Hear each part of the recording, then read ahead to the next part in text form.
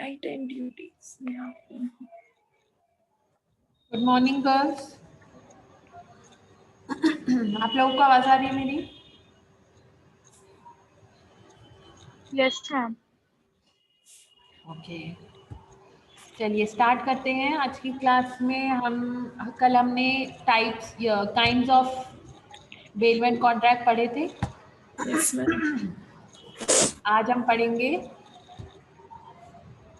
Rights and duties of bailor and bailee. ठीक है, तो राइट्स एंड ड्यूटीज हम अलग अलग पढ़ेंगे। पहले ड्यूटीज पढ़ेंगे फिर राइट्स पढ़ेंगे दोनों के। ओके, तो we'll start with the duties of a baler.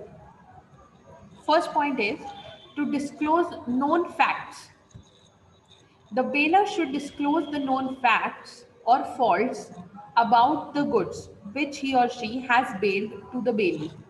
If the baler does not disclose the defects, then he or she is liable for any damage caused to the bailee due to such defects in the goods. मतलब baler ने जब bailment contract किया किसी के साथ और उसके goods में अगर कोई प्रॉब्लम थी,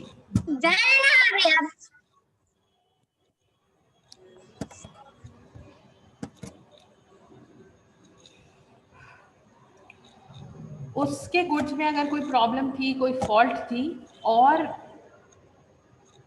उसने बेली को गुड्स देने के टाइम ये चीज नहीं बताई कि उसमें ये प्रॉब्लम है और उसकी वजह से अगर बेली को कुछ नुकसान हो जाता है तो उसका नुकसान बेलर को भरना पड़ेगा।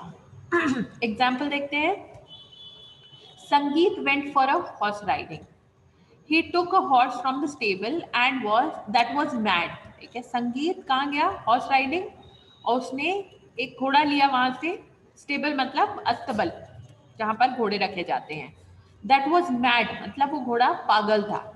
The horse owner was aware of the horse's madness, but he did not inform संगीत about it. ठीक है, हॉर्स ओनर ने संगीत को ये बताया नहीं कि वो घोड़ा पागल है, जबकि उसको पता था। ठीक है, तो इस केस में घोड़ा is the goods which belongs to the bailor. Bailor कौन हुआ? Horse owner. ठीक है, और संगीत हुआ बेली। संगीत sat on the horse and the horse threw him off. As a result, संगीत hurt himself. ठीक है, तो वो पागल घोड़ा था। जब संगीत उस पर बैठा तो घोड़े ने क्या किया? उसको उठा के पटक दिया, जिसकी वजह से संगीत को चोट लग गई। In this case, it was the duty of the horse owner to inform Sangeet about the madness, and therefore the owner is liable to compensate Sangeet for the injury sustained by him. ठीक है, तो क्योंकि horse owner को already पता था कि वो घोड़ा पागल है और तब भी उसने उसे नहीं बताया, तो जो चोट संगीत को आई है, उसके मेडिकल एक्सपेंसेस, जो भी चीजों का नुकसान हुआ है, वो सारा खर्चा कौन उठाएगा? Horse owner. Understood?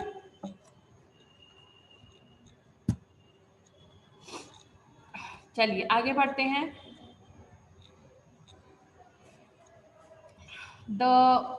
To bear extraordinary expenses of bailment. तो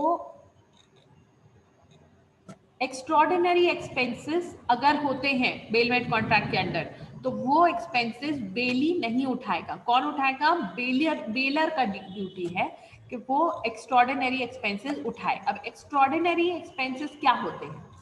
कुछ एक्सपेंसेस ऐसे होते हैं जो ऑर्डिनरी होते हैं, ठीक है, जो हमें पता होता है कि इस काम में लगेंगे। जैसे मान लो मैंने किसी टेलर को एक कपड़ा सिलने को दिया, ठीक है, तो उसको जो धागा लगेगा, जो मशीन चलाने के लिए बिजली लगेगी, जो पर्सन लगेगा टेलर स्टिच करने के लिए, ठीक है, वो सब चीजें ऑर्डिनरी एक्सपेंस है। क्यों? क्योंकि टेलर को ये चीज पता है जब वो कपड़ा ले रहा है सिलने के लिए कि ये सब चीजों का इस्तेमाल मुझे करना पड़ेगा जब मैं वो कपड़ा स्टिच करूं।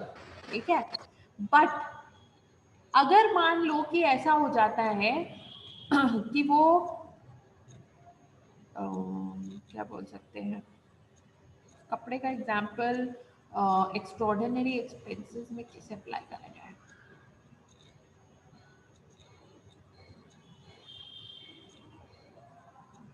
हाँ, अगर मान लो कि स्टिच करते समय उस कपड़े में कुछ प्रॉब्लम हो जाती है, या जो उसके ऊपर जो एम्ब्रॉयडरी करी हुई है या वर्क किया हुआ है वो उखड़ने लगता है जब स्टिच हो रहा है, तो उसकी रिस्पॉन्सिबिलिटी टेलर की नहीं है। ठीक है, ये वाला एग्जाम्पल हम लेते हैं जो मैंने यहाँ लिखा है, उससे हमें ज्यादा अच्छे से समझ में आएगा। ठीक है, the bailee is responsible to bear ordinary and reasonable expenses of the bailment, but for any extraordinary expense it is the bailor who is responsible. Example, Rajni used to leave her daughter in a crèche for ₹100 in a day. ठीक है, creche is a place जहाँ पर बच्चों को day care के लिए छोड़ा जाता है। जैसे किसी पेरेंट को काम पे जाना है तो वो अपने बच्चों को वहाँ पर छोड़ देते हैं, तो they take care of the kids.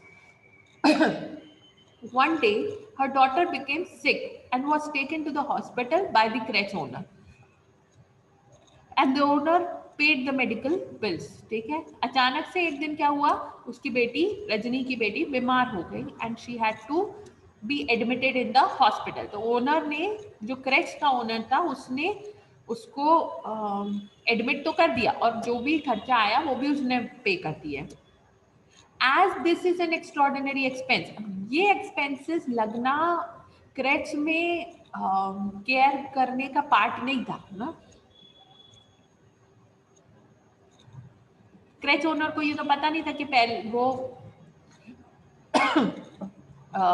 बीमार पड़ेगी पहले से, है ना।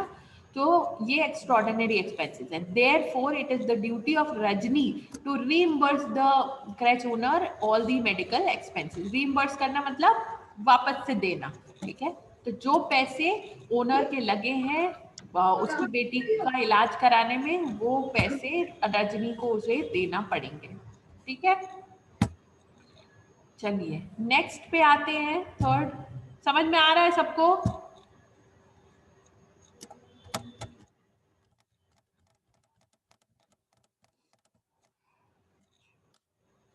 हाँ ना, थर्ड पे आ जाते हैं। To indemnify bailee of for loss in case of premature termination of gratuitous bailment.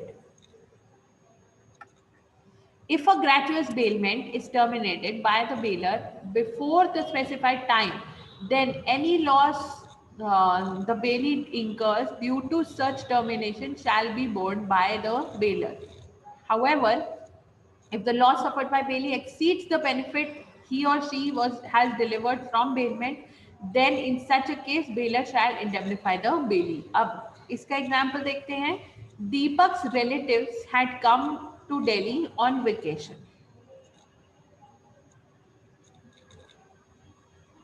He had no vehicle, so he borrowed his friend's car for 2 days. ठीक है, दीपक के रिलेटिव्स आए दिल्ली घूमने के लिए, उसके पास गाड़ी नहीं थी तो उसने अपने फ्रेंड की गाड़ी ली 2 दिन को। He filled up the petrol tank for ₹200. 200 रुपए का पेट्रोल भरवाया उसने टैंक में, so that वो 2 दिन में यूज कर सके। The very next day his friend came to take back the car. अगले ही दिन जो उसका फ्रेंड था दीपक का, वो वापस आ गया कि मुझे जरूरत है, मुझे मेरी कार वापस चाहिए। Hence, the friend was liable to pay the petrol cost to Deepak, as he later incurred a loss of ₹2,000 due to the premature termination of the contract of bailment. ठीक है, तो यहाँ पे क्या हुआ कि जो बेलर था, जो उसका फ्रेंड था, उसने एक ही दिन में कार वापस ले ली, तो बेलमेंट कॉन्ट्रैक्ट का टाइम तो पूरा नहीं हुआ, तो प्री मैच्योर विड्रॉल हो गया या टर्मिनेशन हो गया। ऐसे सिचुएशन में दीपक ने जो 2000 का पेट्रोल डलवाया था उसकी गाड़ी में, वो तो चला गया, वो लॉस हो गया उसको। ठीक है, तो ऐसे सिचुएशन में बेलर को, जिसकी कार है, उसे बेली को पे करना पड़ेगा जो भी पैसा उसने फ्यूल का डलवाया है गाड़ी में। ठीक है, यस और नो? Yes ma'am. हाँ, चलिए नेक्स्ट पे आते हैं। To receive back the goods. Once the purpose for which the goods were bailed out has been fulfilled, it becomes the duty of the bailor to receive back her his or her goods from the bailee.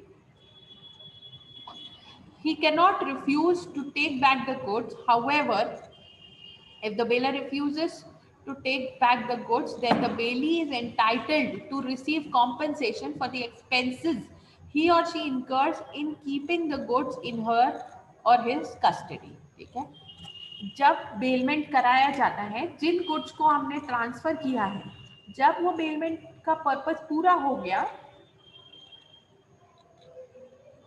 तो मेरी responsibility है कि मैं अपने goods वापस भी लूं, और अगर मैं ऐसा नहीं करती हूँ तो मेरे गुड्स की केयर करने के लिए जो बेली को रखना पड़ेगा, जो भी खर्चा आएगा वो उसे मेरे को देना पड़ेगा. ठीक है, एग्जाम्पल देखते हैं. Reena had left her cat at her neighbor's place for 2 days as she was going out of town. ठीक है, तो रीना ने अपनी बिल्ली कहाँ छोड़ दी? उसके पड़ोसी के घर.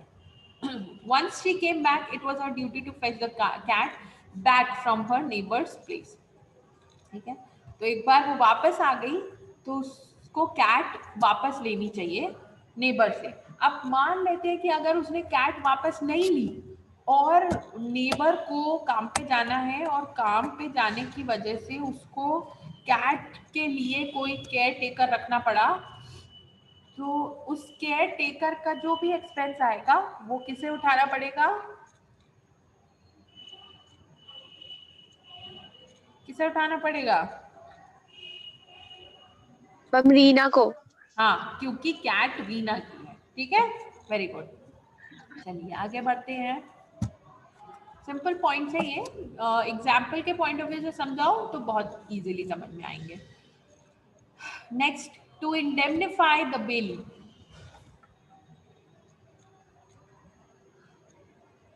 If the title of the goods is defective and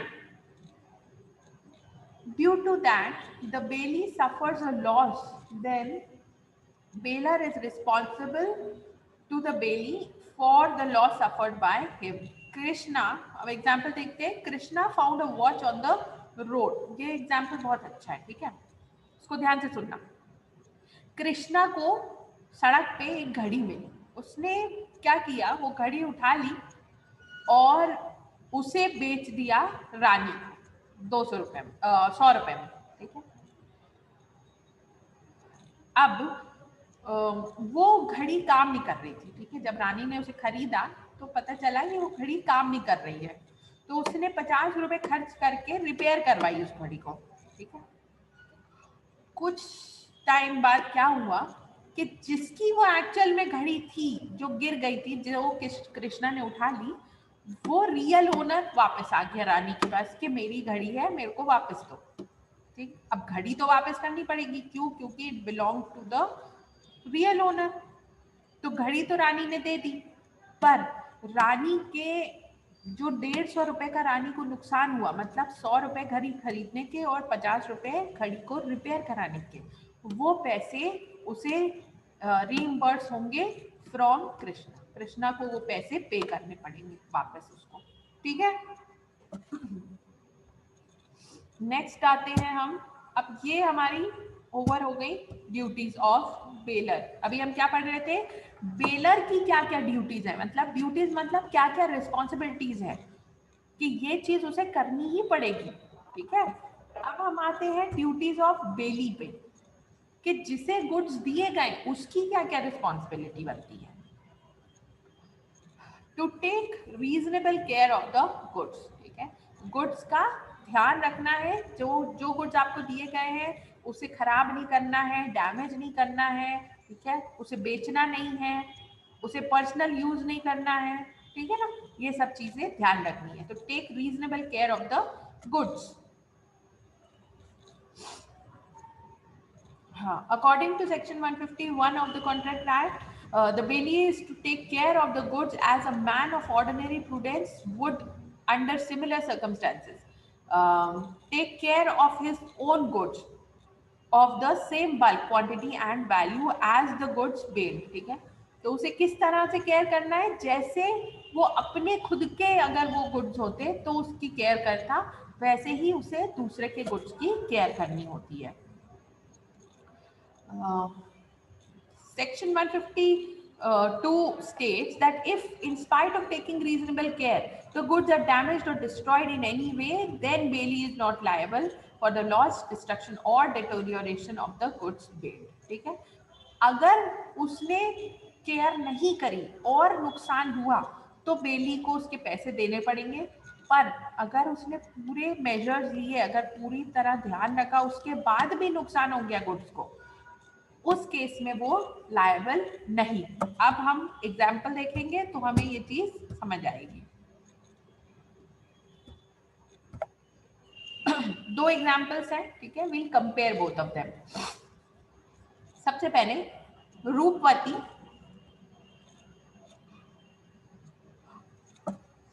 gave her mobile phone for repair to Nikhil at his repair shop। ठीक है, रूपवती ने अपना फोन दिया निखिल को कि तुम इसे रिपेयर कर दो।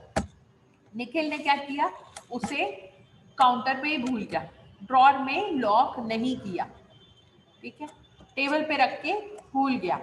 अब कोई और कस्टमर आया उनकी दुकान पे और उसने वो फोन उठा लिया और चुरा लिया, ठीक है। अब फोन तो चोरी हो गया रूपवती का, इसकी रिस्पॉन्सिबिलिटी किसकी बनती है, निखिल की। तो निखिल को मोबाइल के पैसे पे करने पड़ेंगे रूपवती को, ओके, क्योंकि उसकी नेग्लिजेंस की वजह से नुकसान हुआ है। अब दूसरा एग्जाम्पल देखते हैं, यहाँ पे क्या हुआ कि रूपवती ने फिर से फोन दिया रिपेयर करने को निखिल को, ठीक है, उसकी शॉप में। उसने, निखिल ने इस बार बहुत ही ध्यान से उसे ड्रॉर में लॉक करके रखा, ठीक है, कि पिछली बार की तरह कहीं फोन चोरी ना हो जाए, ओके। अब लॉक करके रखा और वो चला गया घर।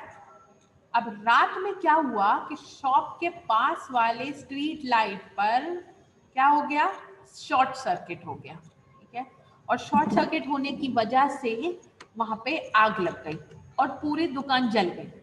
अब दुकान जली तो दुकान के साथ मोबाइल भी जल गया रूपवती का, ठीक है। जब ऐसा हुआ तो ये इस केस में निखिल को पैसे नहीं देने पड़ेंगे। क्यों? क्योंकि निखिल ने तो ध्यान से रखा था फोन पर, उसे क्या पता था कि शॉर्ट सर्किट होके आग लग जाएगी, ठीक है। यहाँ पर निखिल लायबल नहीं है पे करने के लिए। Understood everyone? Yes ma'am.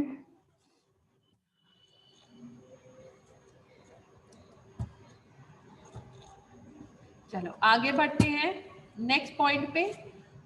Second duty of bailee is not to make unauthorized use of goods. जो गुड्स उन्हें दिए गए हैं फॉर बेलमेंट पर्पस, जिस भी काम के लिए दिए गए हैं, वो उसे अपने लिए यूज नहीं करना है, ठीक है, पर्सनल यूज नहीं करना है, या बिना पूछे उसे किसी चीज को इस्तेमाल नहीं करना है। The bailee is not to use the goods in a manner which is inconsistent with the term of the contract. If he or she uses the goods in an inconsistent manner, then he or she is liable for loss of any damage to the goods bailed. Example देखते हैं। Ragini gave a piece of cloth to her tailor for stitching a kurti। ठीक है, रागिनी ने क्या किया, एक कपड़ा दिया टेलर को कुर्ती सिलवाने के लिए। After 2 days Ragini went to a friend's wedding. ठीक है, वो शादी में गई रागिनी 2 दिन बाद, तो देखा कि टेलर भी शादी में आई हुई है और उसने वही कुर्ती पहनी हुई है जो कुर्ती स्टिच करने के लिए रागिनी ने उसे कपड़ा दिया था। ठीक है, तो उसने क्या किया, रागिनी के कपड़े से कुर्ती बना ली और पहन भी ली और शादी में भी पहुंच गई। This is not within the terms of the contract of bailment. Therefore, the tailor has to compensate Ragini for using the kurti for her own personal use or purpose. ठीक है, तो यहाँ पर टेलर को रागिनी को कॉम्पेंसेट करना पड़ेगा। अब वो किस तरह से कॉम्पेंसेट करते हैं वो लोग डिसाइड कर सकते हैं, पर उसे कॉम्पेंसेट करना पड़ेगा कि उसने उसकी कुर्ती यूज करी।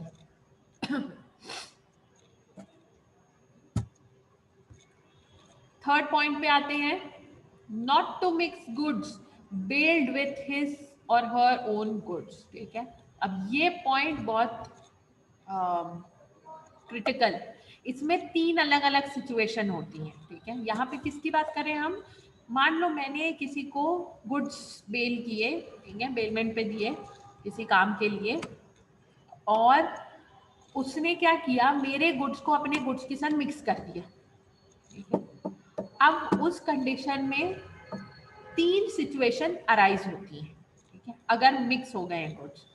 फर्स्ट सिचुएशन है विथ बेलर्स कंसेंट, मतलब बेलर को पता है कि गुड्स मिक्स होने वाले हैं, उसके बाद भी वो मिक्स हुए। ठीक है, तो अगर बेलर की कंसेंट है, कंसेंट मतलब मंजूरी है, एक तो कंडीशन वो हो गई। दूसरी कंडीशन आ जाती है without the bailor's consent the goods can be separated. ठीक है, तो एक सिचुएशन में तो गुड्स मिक्स किए पर बेलर से पूछ के मिक्स किए, दूसरी सिचुएशन में बिना पूछे मिक्स किए। अब बिना पूछे मिक्स करे में भी 2 सिचुएशन है, एक है कि गुड्स मिक्स तो कर दिए बिना पूछे पर वो सेपरेट किए जा सकते हैं, और दूसरी सिचुएशन ये है कि वो मिक्स भी कर दिया और पूछा भी नहीं और वो सेपरेट भी नहीं किए जा सकते। ठीक है, अब इन तीनों सिचुएशन में क्या एक्शन लिया जाएगा ये हम पढ़ेंगे। सबसे पहला, if the bailee mixes the goods with his or her goods with the baler's consent, in such a case both baler and the bailee shall have a proportionate interest in the mixture produced due to the mixing of the goods. Ramveer bought 100 kilos of rice, but due to scarcity of space he requested Sham to keep the rice in his storehouse. ठीक है, रामवीर ने 100 kilo चावल खरीदा और उसके पास रखने की जगह नहीं थी, तो उसने शाम को बोला तुम अपने स्टोर हाउस में रख लो। ठीक है, बेलर कौन हुआ, रामवीर, और शाम हुआ bailee. Shyam's store house was already filled with rice. Shyam के स्टोर हाउस में क्या था, पहले से ही चावल रखे हुए थे। When Ramveer's rice was kept in the storehouse, it got mixed with Shyam's rice. ठीक है, तो रामवीर ने जब अपना सामान, अपने चावल उसमें रखवाए शाम के स्टोर हाउस में, तो उसके दोनों के जो चावल थे वो मिक्स हो गए। When Ramveer wants the rice back, he will get his share of 100 kilos from the bulk. ठीक है, तो टोटल सामान में से जैसे मिक्स हो गए थे चावल, तो जितना भी चावल रामवीर का था उतना चावल वेट करके उसका उसे वापस कर दिया जाएगा। ठीक है, अब यहाँ पर तो उसकी मंजूरी थी, बट अगर मंजूरी ना हो या बेलर से ना पूछा गया हो मिक्स करने से पहले, तब क्या होगा। ये फर्स्ट सिचुएशन है जहां पर बेलर से पूछा नहीं गया है पर गुड्स को अलग अलग किया जाना पॉसिबल है। In this case, the bailee is liable to bear the expenses of separation as well as the damage caused to the bailed goods due to such a mixture. अब यहाँ पर क्या है, अगर आपने बिना पूछे मिक्स किए हैं तो मिक्स करने की मिक्स तो कर दिए, बट अलग अलग भी अब तुम्हें ही करवाने पड़ेंगे। ठीक है, जो बेली है जिसने मिक्स किए हैं उसे ही गुड्स को अलग भी करवाना पड़ेगा, सेपरेट भी करवाना पड़ेगा, और उन्हें सेपरेट करवाने का जो चार्जेस होंगे वो भी बेली को ही उठाने पड़ेंगे। ठीक है, अब हम एग्जाम्पल देखते हैं फिर से वही वाला। रामवीर ने अब इस बार क्या खरीदा, 100 किलो गेहूं खरीद लिया उसने। ठीक है, जगह है नहीं पर उसने खरीद लिया। अब फिर से जगह तो है नहीं रखने की, तो उसने कहाँ रखवाया, शाम के स्टोर हाउस में। अब शाम के स्टोर हाउस में ऑलरेडी क्या रखा हुआ था पहले से,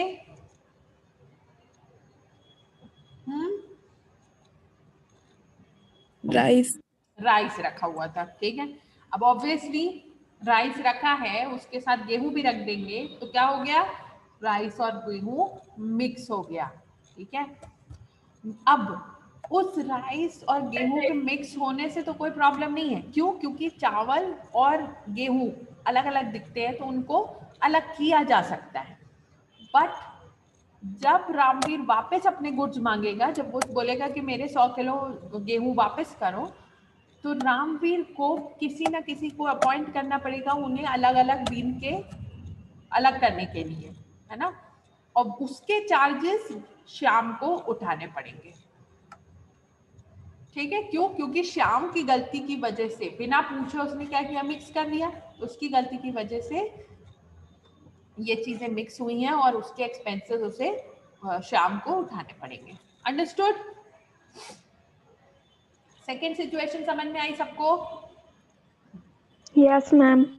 चलिए अब थर्ड पे आते हैं हम, जहां पर इन्होंने क्या किया, विदाउट बेलर्स कंसेंट, बेलर से भी पूछा नहीं और गुड्स को मिक्स भी कर दिया।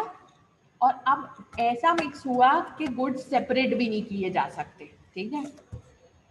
इन दिस केस, अब यहाँ पे पहले एग्जाम्पल देखते हैं अपन।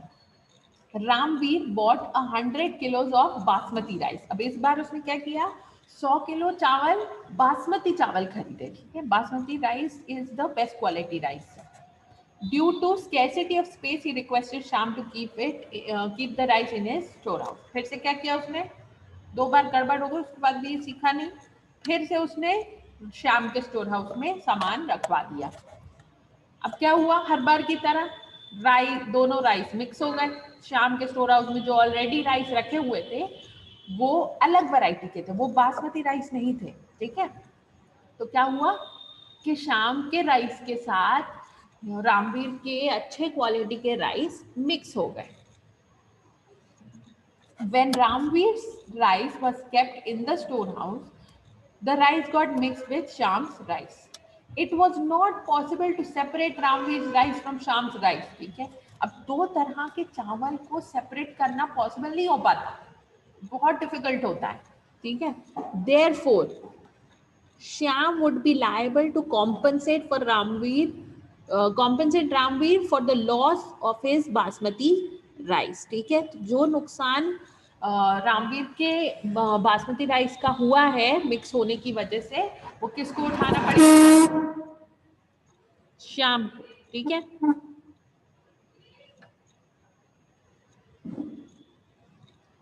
Understood everyone? ये तीनों सिचुएशन सबको क्लियर हुई? Yes, ma'am.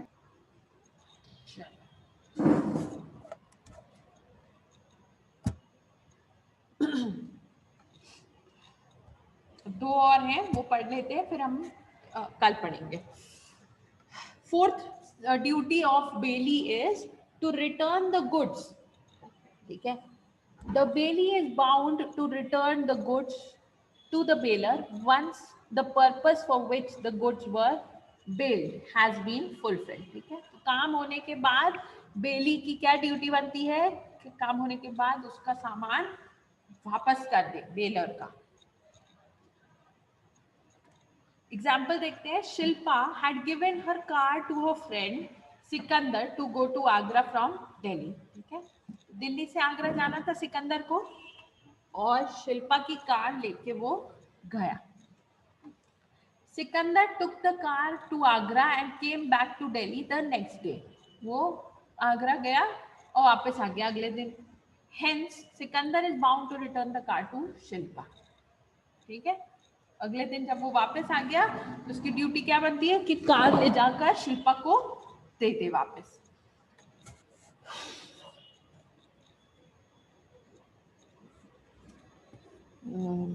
नेक्स्ट एक और पॉइंट देखते हैं, लास्ट, हमारी last duty of bailee, to return any accretion of the goods if during the period of bailment any profit or addition in value has occurred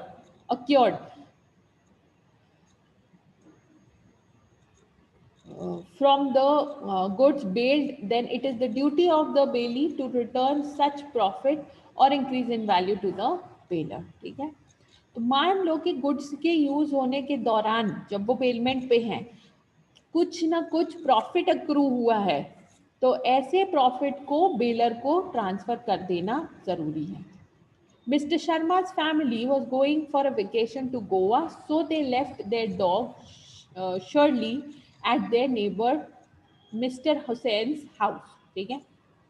mister Sharma लोग कहाँ जा रहे थे? गोवा जा रहे थे वेकेशन के लिए. तो उन्होंने क्या किया? अपने कुत्ते को मिस्टर हुसैन के घर छोड़ दिया.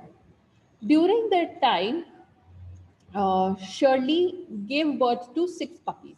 ओके, तो कुत्ते ने क्या किया? बच्चे दे दिए, 6 बच्चे दिए जब वो लोग वेकेशन पे थे.